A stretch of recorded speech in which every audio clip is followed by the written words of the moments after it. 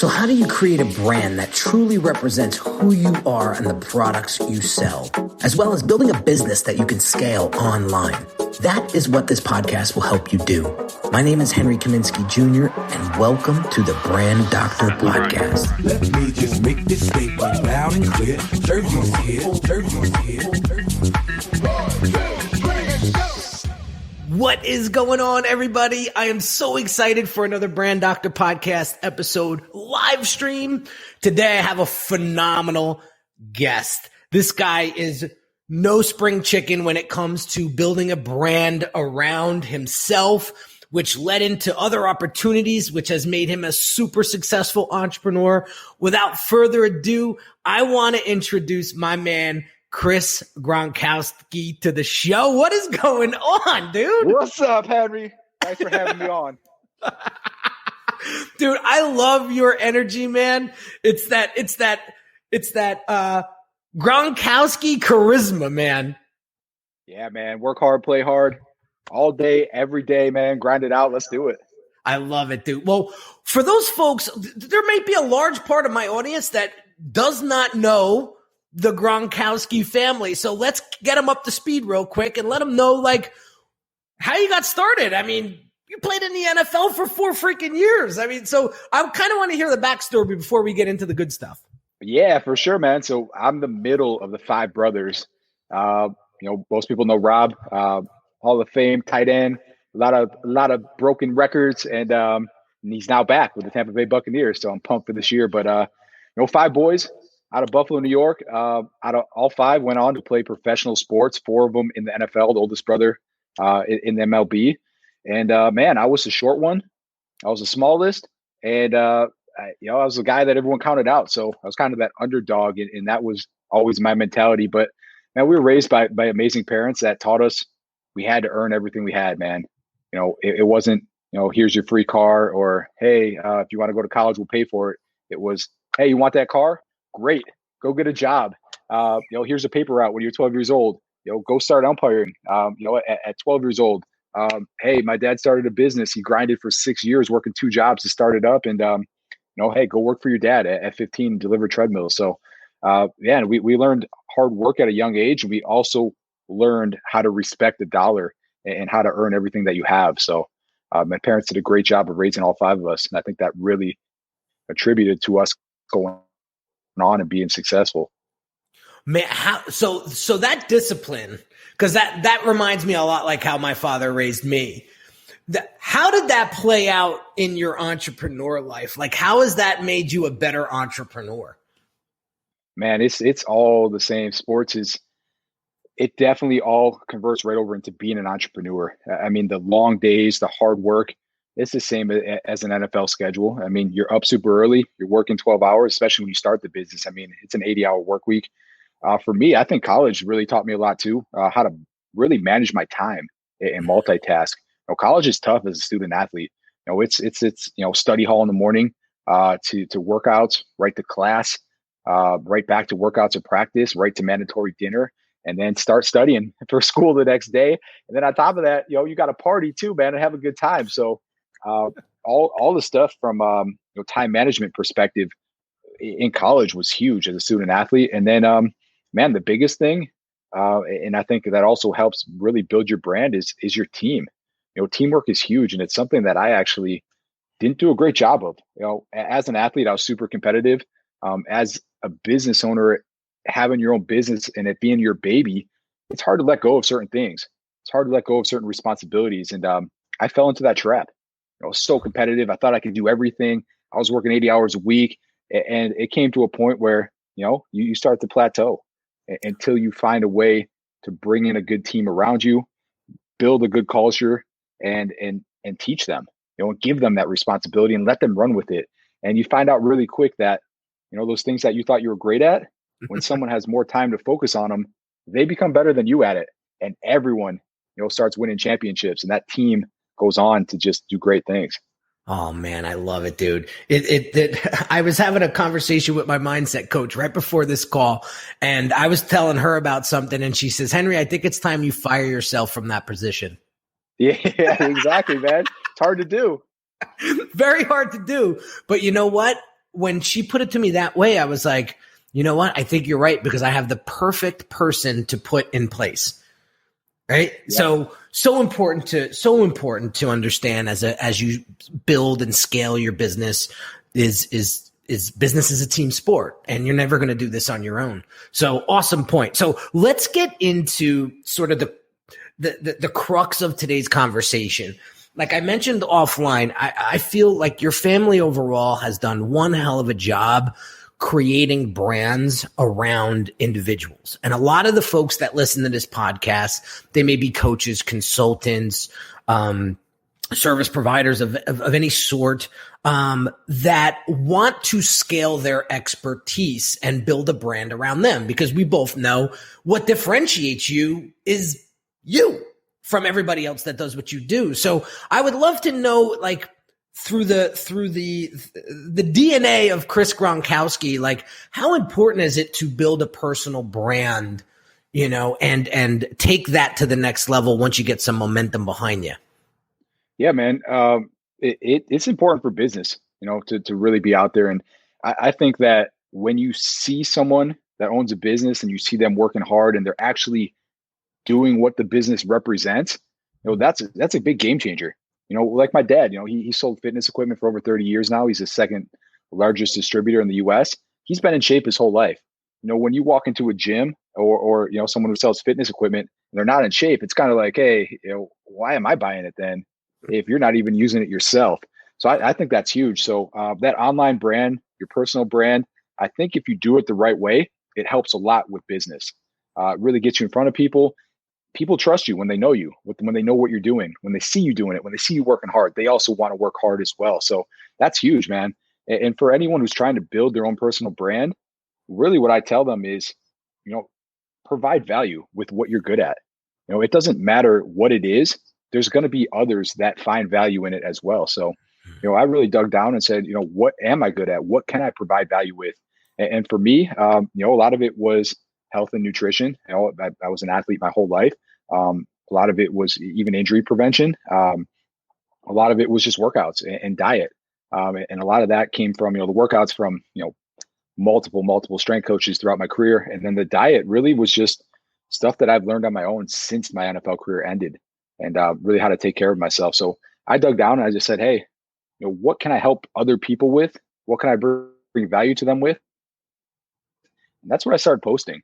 And you realize really quickly that when it is worth something to other people, they start sharing it. They start saving it. And if you look at your stats, you're like, oh, wow, like this post really helped them. They all saved it. And now I see them using it. And now I see them tagging me. And that's when you really start organically building a brand for yourself. Man, I love it. I listened to that podcast episode. You had Andy Frisella on your show, and he talked about customer experience and how important that is. I just had that conversation recently about if you want people to refer you out, if you want people to start sharing your stuff, that customer experience is a must have. It's not something that you could take lightly, because people are going to talk whether that experience was good or bad. And we both know, what are they going to talk more about?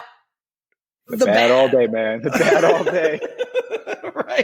Right. So we definitely want to keep that in mind. So I want to talk about how you created this ice shaker brand, and you were on Shark Tank, and Alex Rodriguez and Mark Cuban came to invest. And I would love to hear that experience and what that journey was like for you, and how the brand's doing now. Like, I would love to, if you could get as vulnerable as possible with us. I think our audience would so enjoy that, because everybody talks about the hero's story, right? And how we make it. Nobody wants to talk about like getting kicked in the teeth 100 times, right? Everyone thinks it's the dream, man. And it is a dream to get on Shark Tank, but they think afterwards you're just chilling on a private island, right? Like, you got on Shark Tank, you sold millions, like you're just doing nothing now, right? And it's the exact opposite. The room I'm sitting in now was the room I was fulfilling orders in when I got on Shark Tank. It was a side hustle, man. Like, I was in this room. I had all the product up here. It was up in this room because I had to change out each and every lid, because the first 5,000 bottles I had, half of them leaked, and it was a disaster. And so, yeah, I mean, that's the true grind. The true grind is what no one does, no one actually sees because you don't want to post it because it's embarrassing at the time. And I tell people it now afterwards because I've been able to go on and be successful. So you hear it after the fact about all the terrible things that happen. But while you're living it, man, I'm like, I'm not showing anyone that stuff. I'm hiding that from everyone. If the family asks, it's going great, man. All the bottles are amazing. But I'm individually checking each and every one of them before I'm sending them out. So the grind's real, man. It really is. And you have to be super, super passionate about what you're doing or you're going to fail. This was something I started because I wanted it for myself. At that time, I came off an NFL career. I went right into my wife's business that she started while I was playing. And I ended up making more money my first year outside the NFL than I did playing in the NFL. So I got really lucky with this transition. And I did that for 5 years. I helped my wife scale it up. It's still growing today. We still have it. But with that, it wasn't my passion. I poured my heart into it. I did everything I could. But at the end of the day, it was her baby. She loved it. I was going to work hard on it because that's the kind of person I am. But I wanted to live my passion. So when this idea came about, I was at the gym. I was working out. Probably twice a week. And I went to the gym. I had the plastic shaker. And I took a sip of it. It tasted awful. I put it on the ground and it was sweating everywhere. I had ice in it. So, sweat was just going everywhere. I was making little sweat rings on the ground, making little designs. And I'm like, what's wrong with me, man? I'm like a little kid here making these designs. And at that point, it hit me. It's like, man, there's all these other insulated bottles on the market, but there's nothing, that's insulated, made with a kitchen grade stainless that you could easily fill first off and then mix and blend and then also clean easily. And so, I was like, I just probably haven't seen it yet. So I went home, looked online, looked on Google, Amazon, and there was just nothing there. And that's when the idea came. And it was really all about, hey, let's make one bottle that I could use all day, every single day, at the office, at the gym, at the pool, on the airplane, really anywhere I went, and gear it towards anyone that was trying to live an active and healthy lifestyle. I wanted to be able to blend the proteins or whatever it was on the road, on the go, because it's hard to find healthy snacks on the go. And then, I also wanted to keep my drink cold, so I drink more water. Put a carrying handle on it, measurement markings inside of it, so I knew how much I was drinking. So I really just tried to make the ultimate bottle for myself, and then found out really quickly that other people wanted it too. But yeah, man, it wasn't this glory story. At the beginning, it was actually a huge eye opener for me because I got the product. It was upstairs in this room, and the next thing I knew, I had to sell it. So I had a decent following online from playing sports, and I figured I'd just post. And it's that mindset that everyone has, like, hey, if 1% of the people that follow me buy it, I'll be crushing it, right? And so, my first post, I throw up nothing, man. Like nothing comes in. I sold no bottles the first day, and it was kind of like, wow. But now that I look back at it, I was so ignorant to the fact that I never posted. I never engaged with people. I never gave value to anyone. I had a following not because I was helping anyone out. It was just because I was an athlete at the time. And so I never had posted to help anyone. I wasn't even posting. I probably posted last time I posted before that was probably a year before that. So at that point, it was kind of like, hey, why would they trust me? Why would they believe in the product? There's no reviews on it. I have never engaged with them. I've never helped them out. And that was a huge eye opener for me. And that's when the grind started, man. And that just became trade shows, finding ways online to optimize my listings on Amazon to get to the front page, optimize my SEO, really just begging people to buy the product and leave me reviews, just so I could get some reviews out there. And that's when the grind started. And that led up to an opportunity where I was able to 3 months in contact Shark Tank from a previous email from 5 years previous to that. I actually reached back out to it, and they said that I could submit a video, and I did, and I ended up getting accepted onto the show. Wow, what a story! It was insane, man. Like Andy said, like everybody's out there saying 6 months you'll be a multimillionaire. Just do these 3 things and you'll be set, right? And it's not that way by any means. Hell, I'm still learning shit, and I'm 14 years into the game. You know what I mean? Every day, man. Every day, because there's new stuff that comes out every day too. So, every year, and I could tell you right now, I looked into an affiliate program a year ago, and it was so hard to get it done and pay people out. I was like, man, I'm going to need 2 accountants just to do this, right? The idea comes back up, and people ask us all the time. And I looked yesterday, I pull up this app, and I'm like, man, I could do everything with this now, man. It auto pays everybody. I was like, what is going on? So, an idea that I visited last year that I thought was a no-go, I thought, way too much work, is now all automated. And I've been missing out on these amazing opportunities to get in front of people. So every day, man, every day you learn something new. Yeah. You know what I love about you and what I've learned about you thus far is like, you're not afraid to take risks. You're not afraid to take a chance. You have this, this playful, almost like genuinely, this childlike curiosity, right?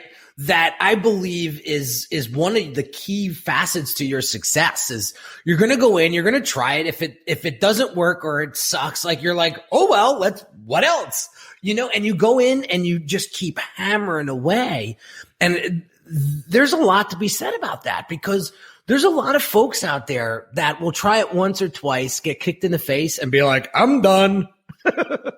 Yeah, man. It's a word that we talk about on a previous podcast was just grit, man. Just finding ways to get it done, just doing it, man. In today's day and age, it's hard to find, especially in employees, which I found out quick, is just find someone that just gets it done. Like, you don't have to tell them each and everything to do. There's things that they just figure out on their own. And they just get it done. And when people ask me how I hire, that's kind of what I look for now. Like, hey, who can I just give a task to? And then instead of getting a million questions back, they're going to figure it out on their own. That's hard to find these days. And that's how I always was with everything with business, man. I didn't know how to use Photoshop. I didn't know how to use a laser engraver. Like, I didn't know anything at all. I was a football player, and I figured out each and every little step. And I've done so many things I never thought I would do. I was using a scissor lift the other day to change the light bulbs out of the top of our new warehouse. And just like, man, you never think you're going to do this as a business owner. The dream is, you're sitting behind this desk just telling everyone else what to do, right? And it's the complete opposite, man. Like, you have to be a grinder, especially at the beginning, if you want to be successful, man, because everything is thrown at you and you end up being a problem solver is what it is. If you're really good at solving problems, you're going to be a good entrepreneur. Yeah, that's for sure. I don't watch a lot of Netflix, but when I do watch Netflix, it's always like documentaries. Like, I'm fascinated by watching successful people's documentaries, right? And I was watching one on Quincy Jones the other day, right? And I didn't know like this guy's background at all. And one of the best parts of the whole documentary was he said something along the lines of, he's like, I don't have problems in life. I have puzzles.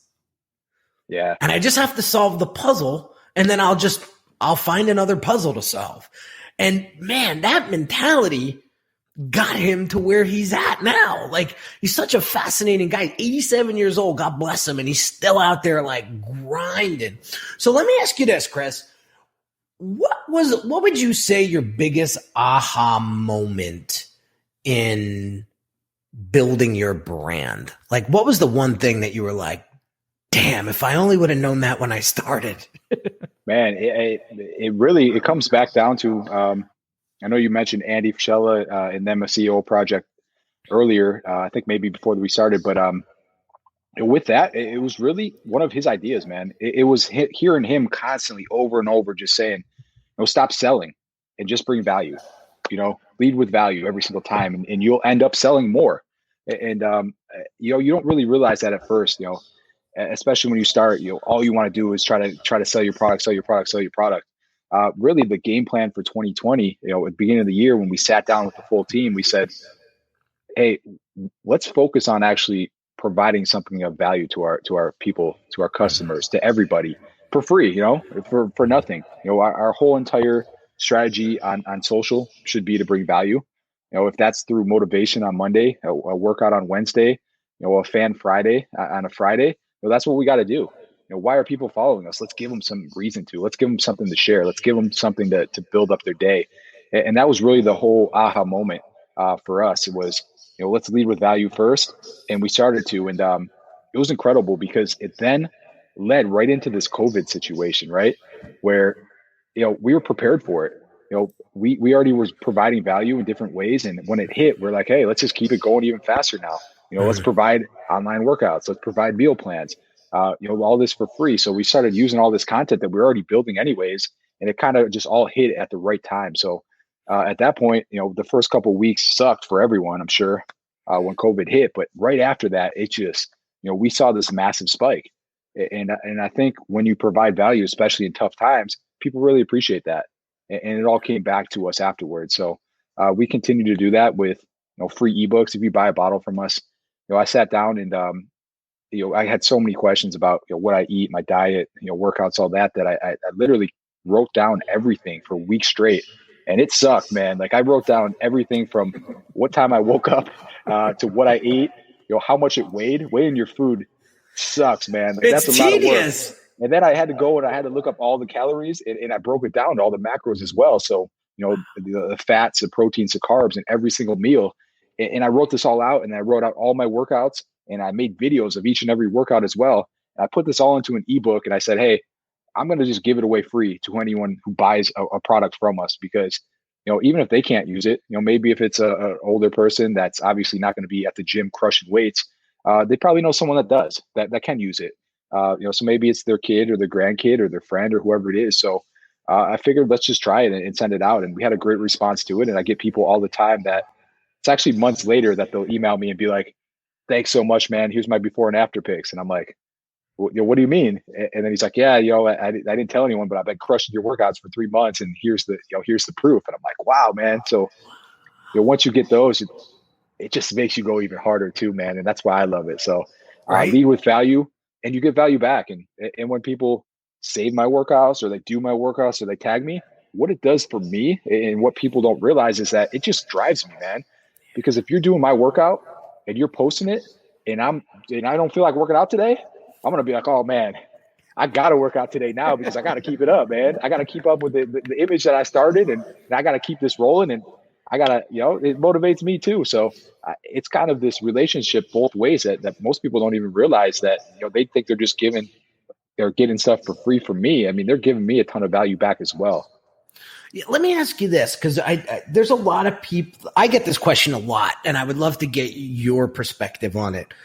There's a lot of folks that say, well, and you even asked Andy on your show about, well, what about the competition out there? Or what about the person that says, this sounds great, Chris, but like, if I put all that stuff out there, my competition is just going to gobble it up, use it against me, and I may be creating the competition stronger than my business, and they could put me out of business because of it.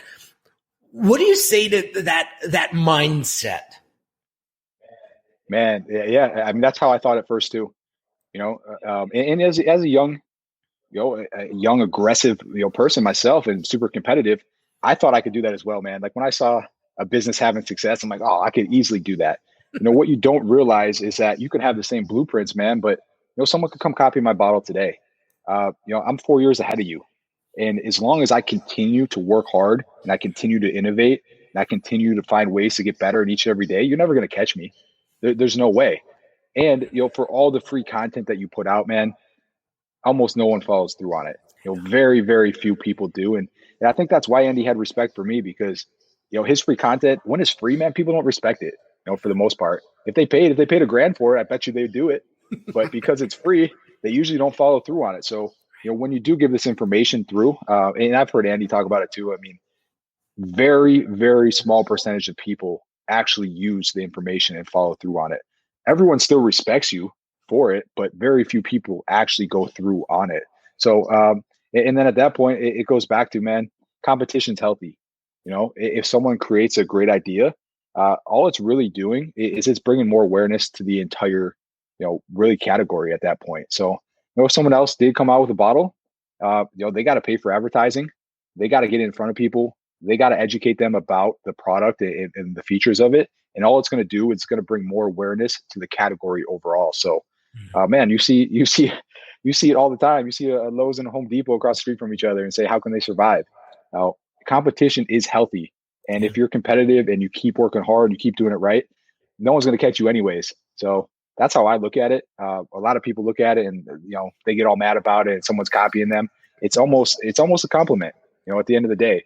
If someone copies me, It's because I'm doing something really, really well that they find so good that they're going to put their own efforts into to try to copy me. So, and then at the end of the day, when you do build your brand the right way, you see it all the time. People just say, they tag you. They're like, hey, look at this brand trying to knock you off. You get it. It all it's doing is it's just building a stronger customer base for you. And people are actually calling them out, and you're like, yeah, man. So, and all their marketing dollars they're spending, they got people just writing your name all over it. So it's just helping you grow as well, man. So that's how I look at competition. It's that abundance mindset, when you can honestly say to yourself, listen, there's always going to be enough, right? There's always going to be enough. That's what does it for me, at least, and the other thing you mentioned before about how people don't value free, I agree. And I will say people that pay attention. And that's something that one of my mentors back in the day said to me was people that pay attention. So if you want to charge for your consults, then feel free to charge. Cause I bet you're never going to get a no-show, especially when you charge. And whatever you say to them on that call, you best believe that they're going to take that and run with it versus a freebie call. You know what I mean? Because there's no skin in the game. Like right? There's no skin in the game. So I like how what you're saying is, well, put it out there because it's just building credibility. It's building authority. You're putting that free out there for a completely different reason, right? And eventually it's going to come back around. Now, the one thing that I do want to preface, because I said something on social media today where people, a couple days ago, where I started to get some pushback, and I think I needed to give a little bit more context.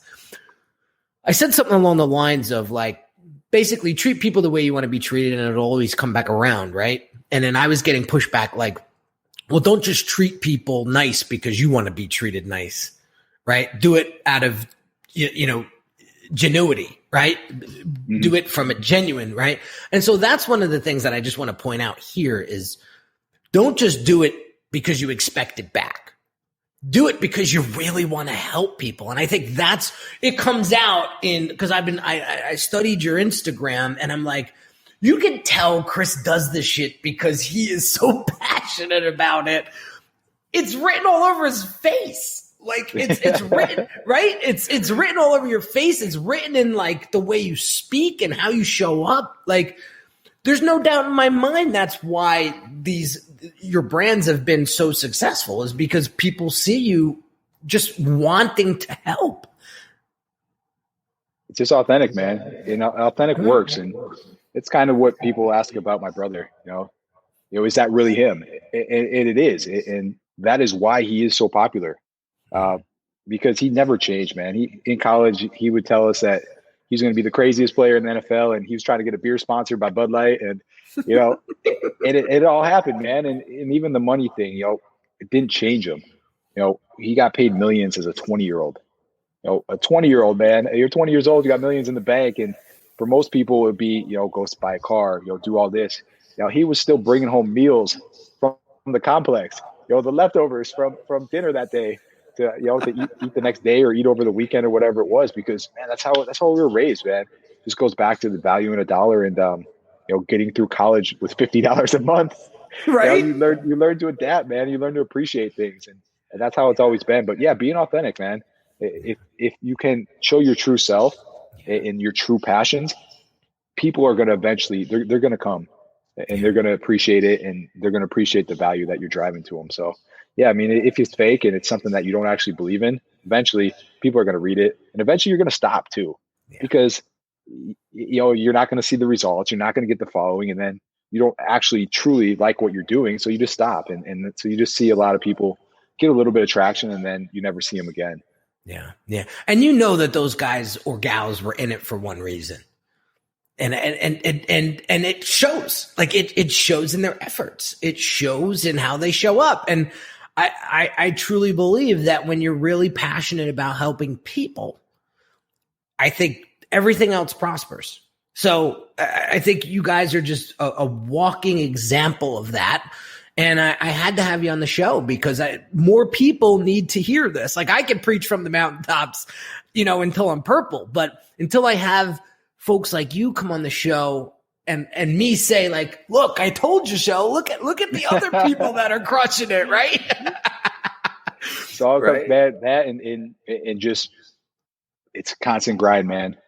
Constant work, hard work always pays off. And anyone who's successful, even if they're, an overnight success, it only comes because of things they learned in the past and they've grinded through and did in the past. And then they turn it into a new idea and they're able to, quickly scale that. But the hard work, it always is done first, and you have to put it in. You have to constantly get better each and every day, man. And grind, because you got to think about it this way: if it was that easy, every single other person would have did it as well.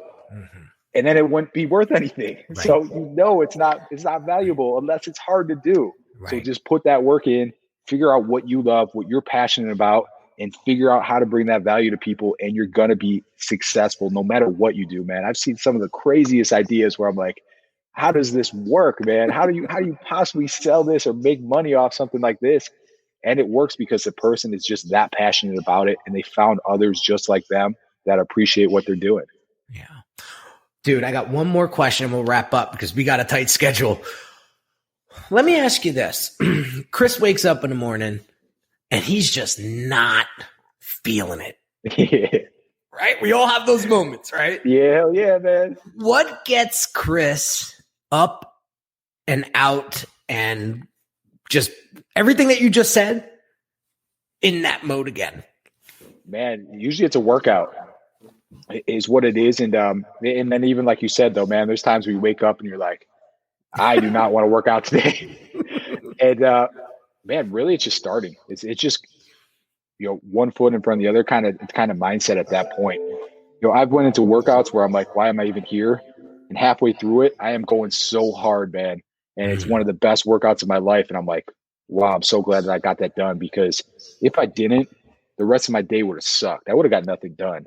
But because I started, I got up and I did it, everything else just, was easy after that. Challenge yourself a little bit in the morning, and everything else the rest of the day is pretty easy.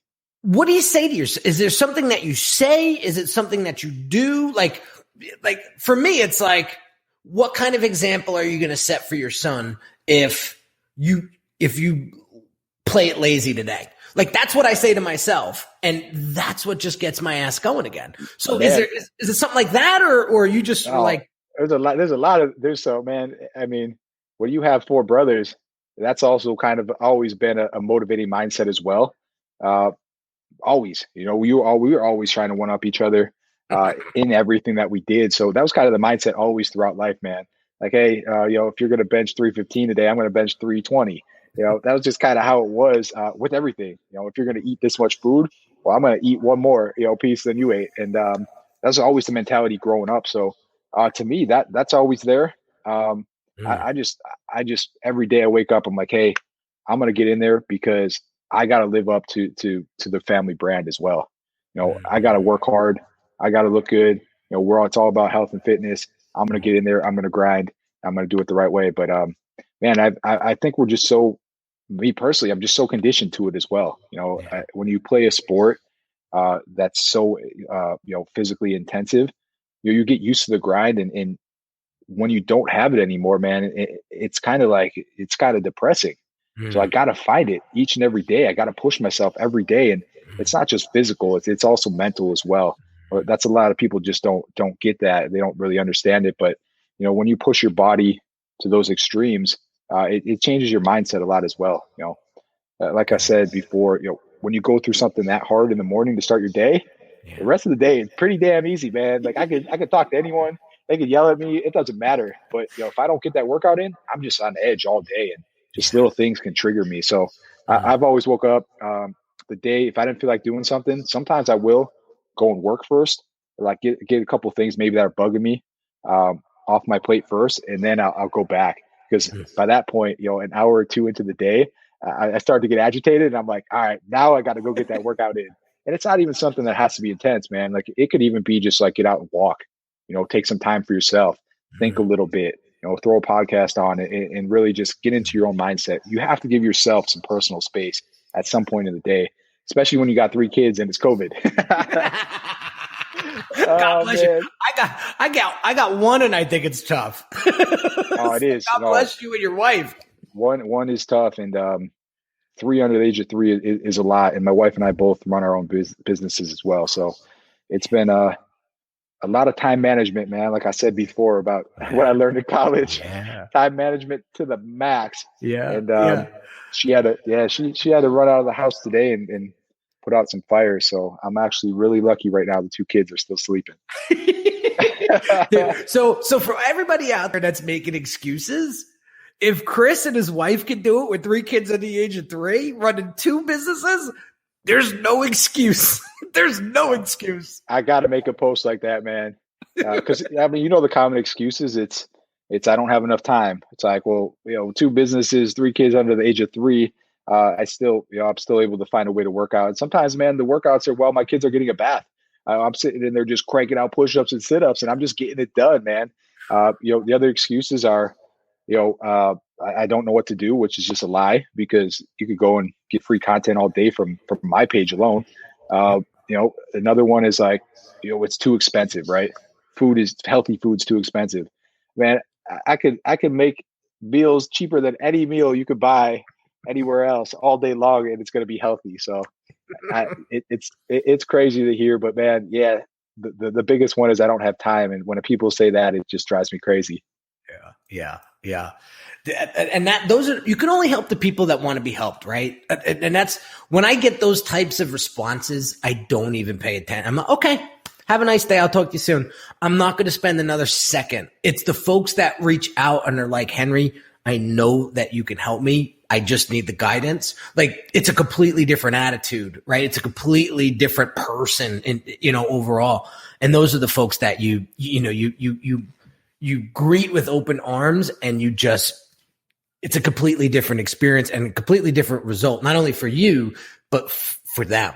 So Chris, what a pleasure meeting you, man. I'm so happy that Dave Meltzer and his team connected us. And for those folks out there that want to learn more about you, follow you, learn more about the Ice Shaker brand, dude, I'm not just saying this to say it.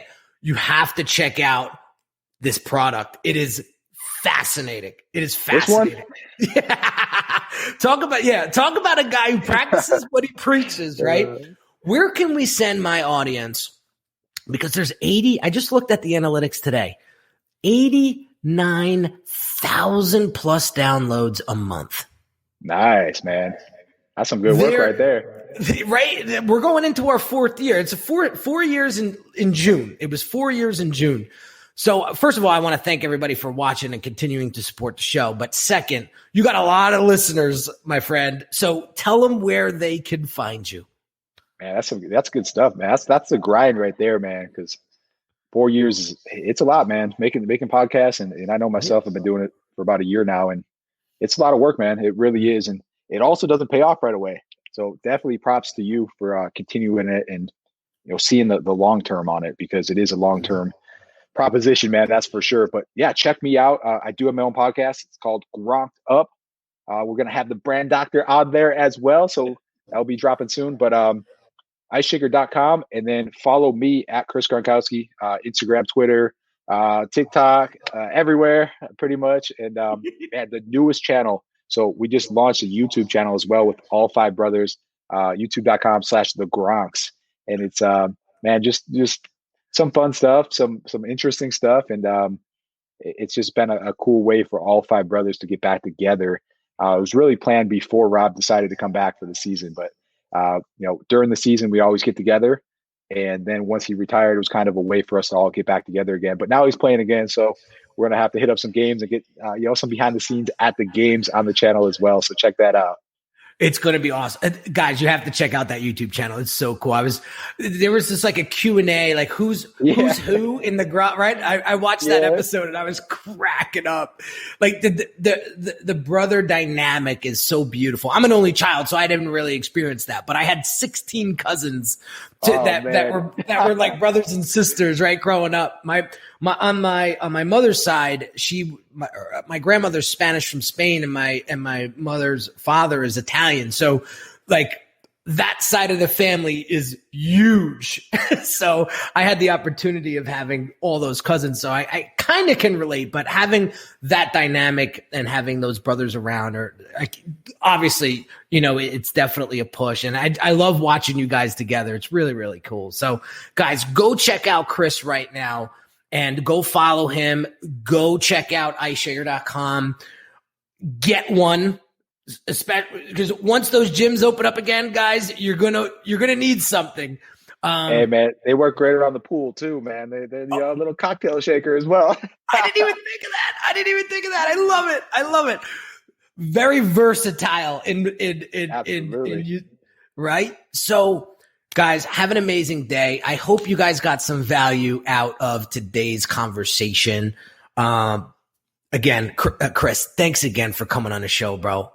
All right, thanks for having me, man. It's a good time. You got it. All right, my guys. I will catch you on the next episode real soon. Take care. Hey, everyone. This is Henry Kaminsky Jr. again. And really quick, I want to invite you to a one-on-one consult with me right now if you're looking for the clarity and focus you need to build your brand. Over the past 13 years, I've served hundreds of entrepreneurs that have great products but struggled tremendously with articulating its value to their ideal customers. You didn't get into business to just change a few lives, did you? Your ideal clients need you. And when your brand has precision-crafted messaging coupled with beautifully thoughtful design that sounds, looks, and feels like you, they'll know you're the perfect match for them. If this is something you're struggling with, what I want you to do right now is pause this audio and go visit www.uniquedesigns with a Z at the end, not an S, .net, and book your one-on-one consult call with me. Remember, the quality of your brand will determine the quality of your clients, and the quality of your clients will determine the quality of your life.